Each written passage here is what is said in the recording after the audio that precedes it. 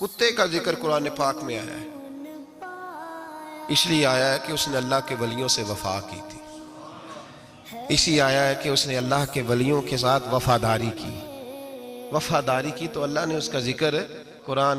ایک بادشاہ تھا، بادشاہ جو ہوتے تھے ان کے اپنے اپنے مزاج ہوتے تھے۔ اس بادشاہ نے 4 5 6 کتے رکھے ہوئے تھے، اور کتے بڑے بڑے کتے تھے، اور بڑے وہ خون خار کتے تھے، چیر پھاڑ کھا جاتے تھے، شیر جتنے ان کے قد تھے۔ بادشاہ تھوڑا سا کسی آدمی سے ناراض ہوتا نا تو ایک بہت بڑے پنجرے کے اندر ایک بہت بڑا سلاخوں کا گھر اس نے بنایا ہوا تھا، اس میں کتے ہوتے تھے، اور کتے کو جب باندھ کے رکھا جاتا ہے تو زیادہ زہریلا ہو جاتا ہے، وہ زیادہ اس کے اندر کرواہٹ آتی ہے، زیادہ کاٹتا ہے۔ اس نے قید کیے ہوئے تھے، کتے تو بڑے زہریلے تھے۔ جس آدمی سے بادشاہ تھوڑا سا ناراض ہوتا نا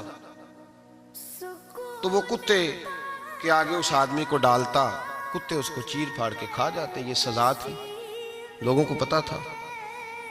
بادشاہ کے وزیر نے بڑی خدمت کی بادشاہ کی، 35 سال تک نوکری کی، لیکن ہر سورج نے غروب تو نہیں ہوتا ہے نا، ہر چاند نے ڈھلنا بھی ہوتا ہے۔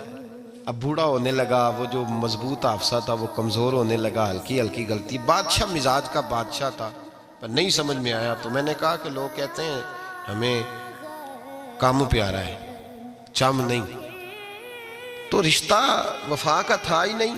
وزیر سمجھنے لگا کہ اب نہ میں بھی غلطیاں کرنے لگا ہوں تو ایسا نہ ہو کسی دن میں بھی ان کتوں کا شکار ہو جاؤں۔ اس نے بادشاہ سے کہا کہ بادشاہ مجھے آہستہ آہستہ معذرت کرنے لگا، قدم ہٹانے لگا کہ مجھے چھٹی دے دی جائے، اب میں بوڑھا ہو گیا ہوں۔ لیکن اس نے کہا نہیں، جب تک میری طبیعت نہیں مانتی تم نہیں جا سکتے۔ مطلق العنان لوگ تھے، وزیر خاموش ہو گیا، پریشان رہنے لگا، غلطی ہو گئی ہے تو پھینک دے گا۔ ایک تجویز اس کے ذہن میں آئی، وہ جو پنجرے، کتوں کے پنجرے پر محافظ بیٹھا تھا نا، جو ان کو کھانا ڈالتا تھا، روٹی ڈالتا تھا، گوشت دیتا تھا، اس کو ایک دن کہنے لگا یار تیری ڈیوٹی ہے سارا دن کتوں کو کھانا دینے کی، گوشت دینے کی، تو 2 4 دن ڈیوٹی مجھے نہیں دیتا؟ کہ تو لے لے، میں تو پہلے پریشان ہوں، سارا دن ان کی دیکھ بھال کرتا ہوں۔ اس نے کچھ تھوڑا سا گوشت لیا، پنجرے کے باہر کھڑے ہو کے کتوں کو ڈالا۔ اگلے دن تھوڑی روٹیاں لے آیا، کتوں کو ڈالی۔ 2 4 دن، ہفتہ، مہینہ، سال بھر، جتنا اس کو موقع ملا وہ دن بھر خدمت کرتا۔ بس وقت ایک دن آ گیا، بادشاہ کو کوئی بات اچھی نہ لگی۔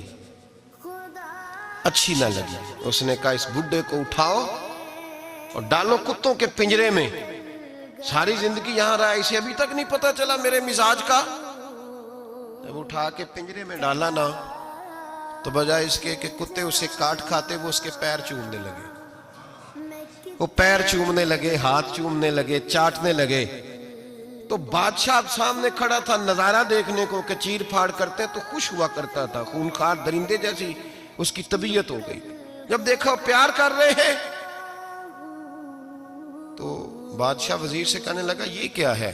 تو وزیر رو پڑا، کہنے لگا تو سیاستدان تھا تو میں بھی سیاستدان تھا، ساری زندگی سیاست کی، لیکن دنیا داروں کے ساتھ رہا تو انجام یہ ہوا کہ مجھے اس پنجرے میں ڈال دیا گیا۔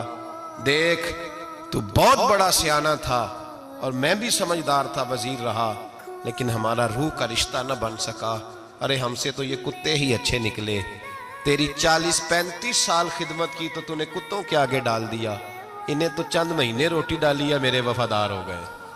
چند مہینے روٹی، جنہ تنا وچ عشق نہ رچیا کتے او نہ تھی چنگے، جنہ تنا وچ عشق نہ رچیا کتے او نہ تھی چنگے، مالک دے کر راکھی کر دے صابر بھکھے ننگے۔